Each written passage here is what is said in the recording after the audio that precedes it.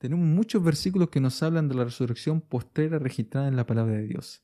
Sin embargo, la mayor evidencia son aquellas historias de resurrecciones que nosotros podemos encontrar en las Escrituras que nos dan la certeza de que nosotros también en algún momento, si creemos en Dios, vamos a resucitar.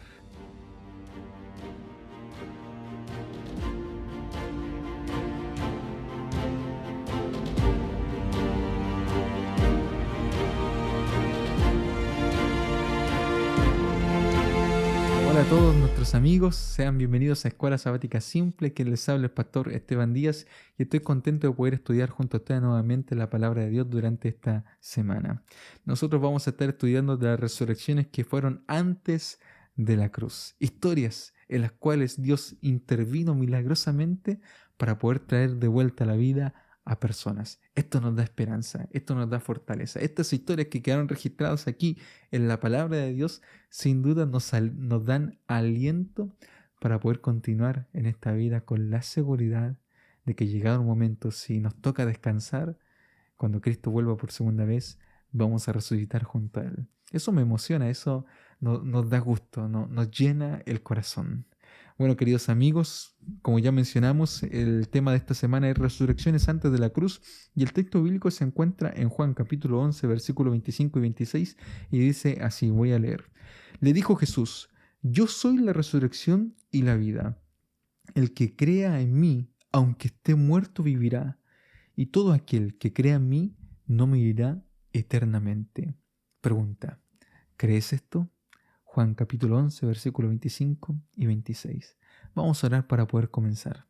Bendito Padre Celestial, te damos las gracias porque en esta semana podemos repasar nuevamente acerca de la esperanza que tenemos, Señor, que están registradas aquí en la palabra de Dios. Testimonios, Señor, de personas que pasaron por la experiencia de muerte, pero aún así, Señor, al encontrarse contigo, al encontrarse con tu poder, fueron resucitadas. Ayúdanos, Señor, para poder tener la confianza de que si llega el momento, Señor, en el cual nos toque descansar, vamos a tener la seguridad, Señor, de que tú nos vas a resucitar en tu segunda venida. Gracias, Señor, por esta bendita esperanza que nos da ánimo y nos da fortaleza cada día. En el nombre de Jesús. Amén. Vamos a comenzar con una de las grandes resurrecciones, que es la resurrección de Moisés. Vamos a ir a la carta de Judas, versículo 9. No es el mismo Judas que traicionó a Jesús, sino Judas, el hermano de Jesús. Dice lo siguiente en el versículo 9. Pero cuando el arcángel Miguel, ya explicamos la semana pasada que Miguel es Jesús, luchaba con el diablo disputándose el cuerpo de Moisés, no se atrevió a proferir juicio de maldición contra él, sino que dijo, el Señor te reprenda. Resulta que Satanás estaba peleando el cuerpo de Moisés con Jesús y el Señor obviamente ganó, obtuvo la victoria. Algunos padres de la iglesia basados en la filosofía griega, basados en el pensamiento platónico, sostuvieron alguna hipótesis acerca de Moisés. En primer lugar, ellos sostenían que Moisés estaba vivo en el espíritu, es decir, en el alma, pero muerto en el cuerpo. Esta concepción dualista griega de alguna manera, ¿cierto?, reinterpreta la palabra de Dios y nos confunde a nosotros. Realmente lo que se disputaron fue el cuerpo de Moisés, es decir, Satanás quería que Moisés se quedara en la tumba, pero Cristo tuvo el poder para poder resucitarlo y traerlo de vuelta a la vida. ¿Cuál es el ejemplo de todo esto? Es decir, ¿dónde nosotros encontramos la certeza de que Moisés resucitó? Bueno, cuando se le apareció a Jesús. Cuando nosotros vamos al libro de Lucas, y me acompañan a Lucas capítulo 9, versículos 28 al 36, nosotros tenemos la historia de la transfiguración. Y nos dice así, como 8 días después de estas palabras, Jesús tomó a Pedro, a Juan y a Jacobo y subió al monte a orar. Y mientras oraba, la apariencia de su rostro cambió y su vestido se volvió blanco y resplandeciente. Y 2 varones hablaban con él, los cuales eran Moisés y Elías. Y acá tenemos los dos grandes ejemplos. Moisés, que pasó por la experiencia de la muerte, y Elías, que se fue al cielo sin pasar por la muerte. Ambos estaban fortaleciendo a Jesús. Pero acá apareció Moisés, es decir, Moisés resucitó. Moisés está en el cielo. Moisés en este momento, ¿cierto?, se encuentra con vida. Con vida. No va a resucitar cuando Cristo venga porque el Señor lo llevó al cielo. Aunque Satanás trató de dejarlo en la tumba, no pudo, no lo logró. Entonces nosotros acá tenemos la certeza de que Moisés pasó por esta experiencia. Aparte, nosotros vemos, ¿cierto?, en el ejemplo de Moisés, de que Moisés, aunque no llegó a la Canaán terrenal, sí accedió a la Canaán celestial. Es decir, igual obtuvo recompensa, igual obtuvo un premio. Igual, ¿cierto?, llegó a la tierra prometida. Esa es la seguridad de que todos nosotros tenemos en realidad, de que si nosotros confiamos en el Señor y nos dejamos guiar por Él, vamos a llegar a la Canaán celestial. Vamos a llegar al mismo lugar donde está Moisés en este momento. Y yo espero que todos nosotros podamos estar allí. Todos nosotros podemos estar con Cristo. Entonces, desechamos la concepción griega dualista de separación cuerpo y alma y abrazamos la certeza de que el Señor resucitó a Moisés y se encuentra en este momento en el cielo, no como un espíritu, no como un alma inmaterial, sino, ¿cierto?, realmente con su cuerpo. Muy bien. Día lunes. Tenemos dos casos del Antiguo Testamento. En primer lugar, tenemos al hijo de la viuda de Sarepta y el hijo de la Sunamita. Entonces, esto está registrado en Primera de Reyes, capítulo 17 y capítulo 4, respectivamente. Entonces, ¿qué nos pasa acá? ¿Qué nosotros podemos ver? La viuda de Sarepta es de Fenicia, el hijo de la Sunamita, obviamente de Sunam. Entonces, nosotros tenemos en la primera resurrección, el contexto es la apostasía de Israel, es decir, habían caído en las manos de Jezabel, en las manos de Acab. La viuda estaba a punto de morir por la sequía y sucedió el milagro en su vida cuando decidió confiar en el profeta. Es decir, cuando nosotros confiamos en el profeta, cuando nosotros confiamos en Dios, porque el profeta le dijo, bueno, cocínate algo para mí, dame primero a mí y después a ti. Y ella no tenía nada, absolutamente nada. Pero el profeta le dijo, dame primero a mí. Cuando nosotros decidimos colocar las cosas a Dios en primer lugar en nuestra vida, ganamos siempre.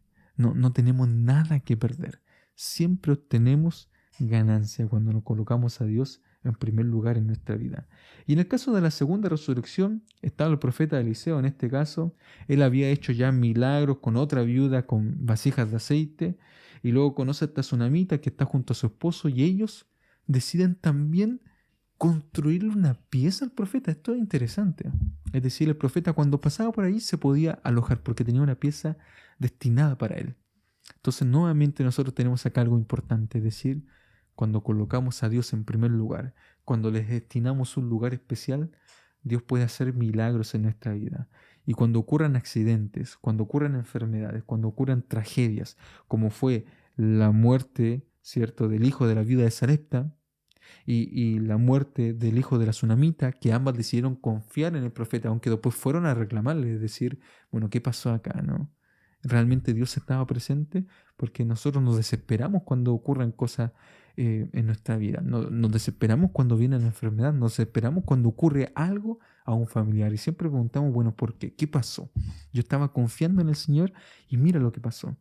Bueno, cuando ocurren todas estas cosas, Dios siempre está pendiente de nosotros para poder ayudarnos y poder fortalecernos. Dios puede hacer los mismos milagros hoy que hizo con el hijo de la viuda de Sarepta y el hijo de la Sunamita, por supuesto. Dios puede hacer los mismos milagros y mucho más, pero tenemos que confiar en el Señor y darle siempre el primer lugar. Esta es la primera gran lección que a mí me gustaría dejar. Luego, nos vamos al día martes. Vamos a avanzar rápido. Y acá tenemos, ¿cierto?, al hijo de la viuda de Naín y nos vamos ya al Nuevo Testamento. Lucas capítulo 7, versículo 11 al 17. Y acá nosotros tenemos un cortejo fúnebre. El hijo ya estaba muerto, lo estaban despidiendo, iban camino ya al cementerio y se aparece Jesús. Y nos dice que a Jesús se le conmueve el corazón, se conmueve ante tal escena. Las mujeres llorando, la viuda desesperada, una madre que ha perdido a su único hijo, se ha quedado, ¿cierto?, sola, nadie la va a poder sostener, pero ha perdido un ser querido. Entonces, más que perder la posesión, es decir, más que perder el hecho de que alguien me pueda sostener, es perder un ser querido. Entonces, esta viuda es ayudada por Jesús. Y Jesús le da fortaleza, ¿no? Jesús se conmueve en su corazón ante lo que está viendo. ¿no? Y acá hay algo importante, porque cuando murió el hijo de la viuda, ¿no?, de Fenicia, la viuda de Sarepta, cuando murió el hijo de la Sunamita, ellos fueron donde los profetas y le pidieron ayuda a los profetas. Pero esta mujer simplemente estaba pasando ya con todas sus esperanzas perdidas, con todas sus esperanzas perdidas. Y se apareció Jesús y tuvo compasión. Se, de alguna manera, significa que Dios se preocupa por nosotros, incluso cuando nosotros no podemos pedirle o no le pedimos ayuda directamente a Él, o nos sentimos indignos también. En este caso, cierto, la viuda de Naín no le pidió ayuda a Jesús. No fue donde Jesús, estaba desesperada. Pero aunque nosotros no le pidamos ayuda a Jesús o no le pidamos ayuda a Dios, Dios siempre se preocupa por nosotros. Aunque nosotros no oremos, Dios siempre está preocupado por nuestra salvación. Y su providencia de alguna manera nos trata de ayudar, nos trata de dar esperanza, nos trata de fortalecer cuando pasamos por situaciones complicadas, cuando pasamos por distintas situaciones que son difíciles para nuestra vida. Jesús llegó, nos dice acá, ante aquella y hizo el milagro. Nos dice el versículo 11. Aconteció después que él iba a la ciudad que se llamaba Naín, e iban con él muchos de sus discípulos y una gran multitud. Y cuando llegó cerca de la puerta de la ciudad, llevaban a enterrar a un difunto, hijo único de su madre, que era viuda. Y había con ella mucha gente de la ciudad. Y cuando el Señor la vio, dice acá la palabra de Dios, que se compadeció de ella y le dijo: no llores. Y acercándose, lo que hizo Jesús fue que tocó el féretro, y los que lo llevaban se detuvieron, y dijo: joven, a ti te digo, levántate. Entonces se incorporó el que había muerto y comenzó a hablar, y le dio a su madre. Y miren cómo dicen todos los demás. Todos tuvieron miedo y glorificaban a Dios diciendo: un gran profeta se ha levantado entre nosotros, y Dios ha visitado a su pueblo. Porque la presencia de un profeta significa, cierto, que Dios está en medio nuestro, porque el profeta representaba a Dios, pero no se habían dado cuenta que en realidad era Dios mismo quien se había presentado delante de ellos. Jesús se conmueve por nosotros y nos ayuda aunque nosotros no le pidamos ayuda. Día miércoles, la hija de Jairo. Marcos capítulo 5, versículo 21 al 24 y versículo 35 al 43. Para Jesús no hay distinción de personas, sean fenicios, sean sunamitas, sean de Naín, sean de distintos lugares. Jesús se junta con todas las personas. Jesús le hace el bien a todas las personas porque Él vino para morir por todos. Todos son sus hijos. Por lo tanto, todos somos hermanos. Él no hace distinción. Él sanaba a fenicios, a sunamitas, a los de Naín. Solamente le importaba que las personas se encontraran con la salvación, que se encontraran con Él. Entonces acá nosotros tenemos el caso de Jairo. Jairo era un principal de la sinagoga, había ayudado siempre y fue y acudió donde Jesús. Le pidió por favor que fuera porque su hija estaba enferma. Cuando Jesús se iba acercando, le dijeron que la niña ya estaba muerta, de que no tenía que molestar ya más al maestro. Entonces Jesús dijo lo siguiente, Marcos capítulo 5, versículo 39, la niña no está muerta, sino que duerme. Las personas se rieron de Jesús, lo ridiculizaron a Jesús, no está muerta, porque no comprendieron realmente el significado de sus palabras. Sabían que ella estaba muerta, pero no comprendían lo que Jesús decía. Las palabras de Jesús expresan su poder y expresan su visión acerca de la muerte. Para Él la muerte no es un problema. La muerte es un sueño profundo del cual solo el gran dador de vida puede despertarnos, porque solamente Él tiene las llaves del sepulcro. Por eso le dijo a los demás: la niña no está muerta, solamente duerme. Voy a levantarla. Y fue y la levantó. Y ocurrió allí el milagro. Otro testimonio más de que el Señor tiene ese poder sobre el Seol, sobre el sepulcro, sobre el abismo, sobre lo profundo de la tierra, para poder levantar a sus hijos. Y acá tenemos otra resurrección, que fue la hija de Jairo. Todas estas historias de alguna manera tratan de fortalecer nuestra fe, tratan de decirnos a cada uno de nosotros: miren, acá está escrito, el Señor hizo estos milagros. Y si el Señor lo hizo, Dios puede hacer lo mismo hoy. El poder de su palabra en ese tiempo es el mismo poder que fluye de su palabra hoy en día. Y nosotros tenemos el privilegio, ¿no?, de tener la palabra de Dios y de confiar en lo que nos dice acá la palabra de Dios. De confiar de que el Señor lo mismo que hizo antiguamente puede hacerlo también hoy, en la vida de cada uno de nosotros. El último ejemplo que nosotros tenemos en la lección de esta semana es Lázaro.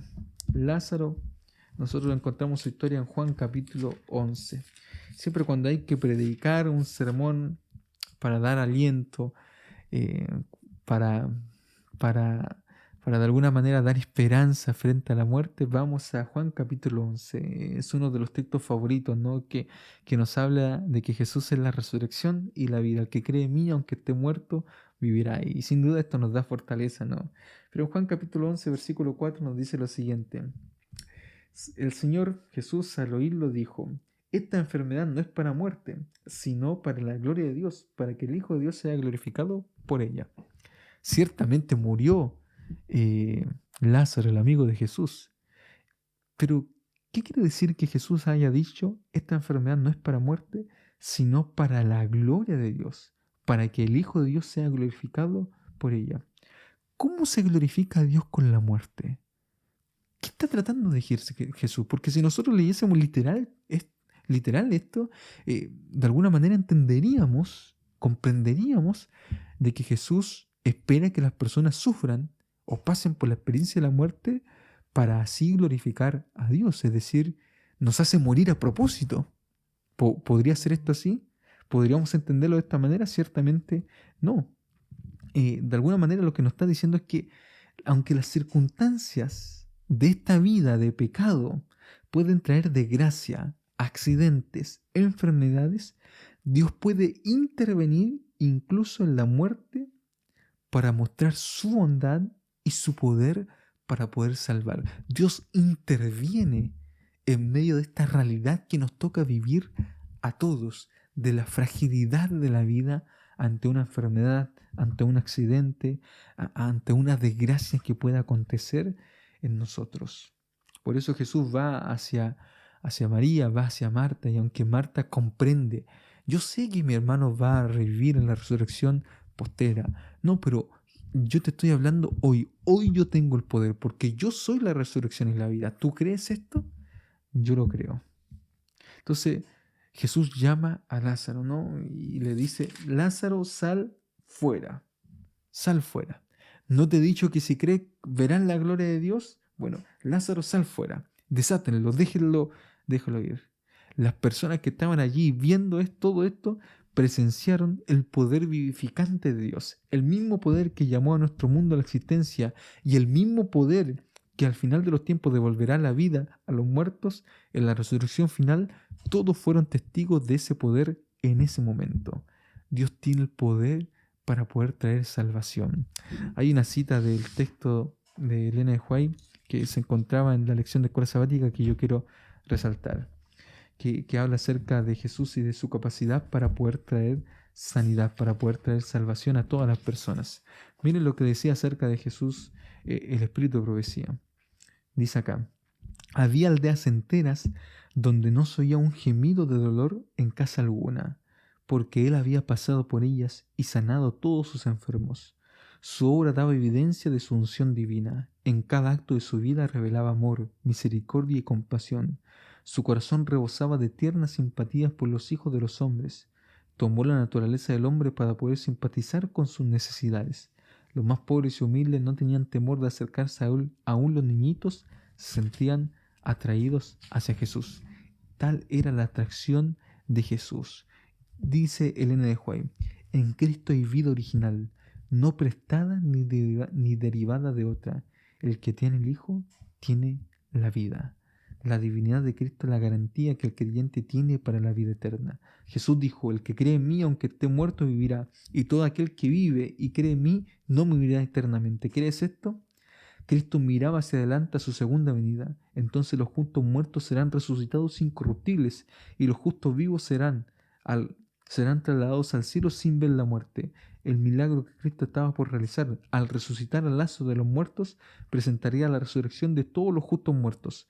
Por medio de sus palabras y sus obras se declaró el autor de la resurrección. El que pronto iba a morir en la cruz estaba allí con las llaves de la muerte, vencedor del sepulcro, y afirmaba su derecho y su poder para dar vida eterna a quien él quisiera y a quien lo aceptara y aceptara su mensaje. Este es el poder de Dios. Esta es la majestad de nuestro Redentor, de nuestro Salvador. Esto es lo que nosotros tenemos que confiar. Tenemos un Dios poderoso que está dispuesto a salvar a todo aquel que cree y confía y se aferra a Él.